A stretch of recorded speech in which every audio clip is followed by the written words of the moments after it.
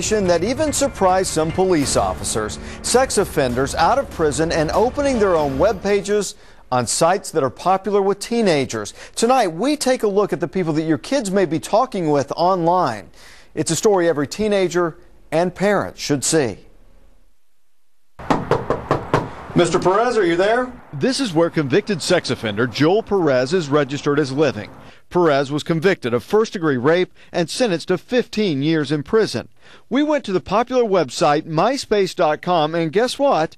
We found a Joel Perez from Tulsa. Although it's not illegal, his is just one of many registered sex offenders' names that we found on the site.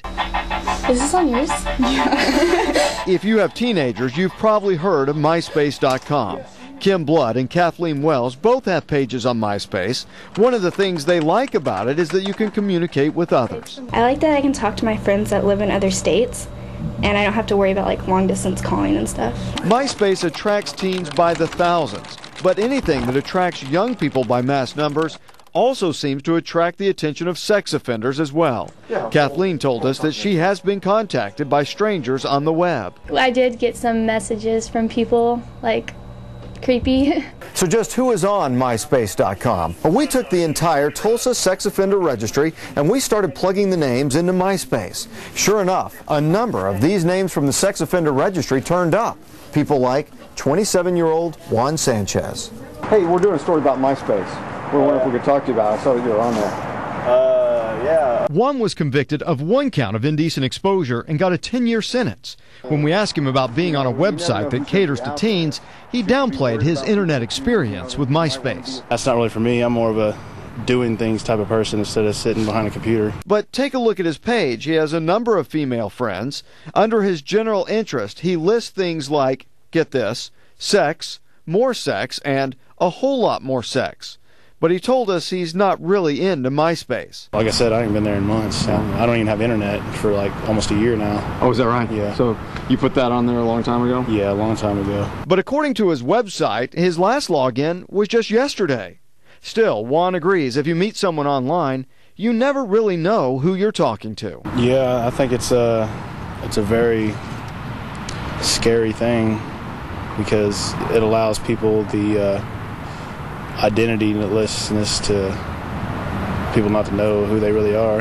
Right. So it is a dangerous thing. A parent needs to know what their child's up to as much as possible. Again, it's not illegal for a sex offender to be on a site like MySpace, but when we took our investigation to Sergeant Stansill with the Tulsa Police Department, he was surprised to hear about what we uncovered. Under his general interest, he says he likes sex, more sex, and a whole lot more sex. So, I mean, you know... And this is a registered sex offender.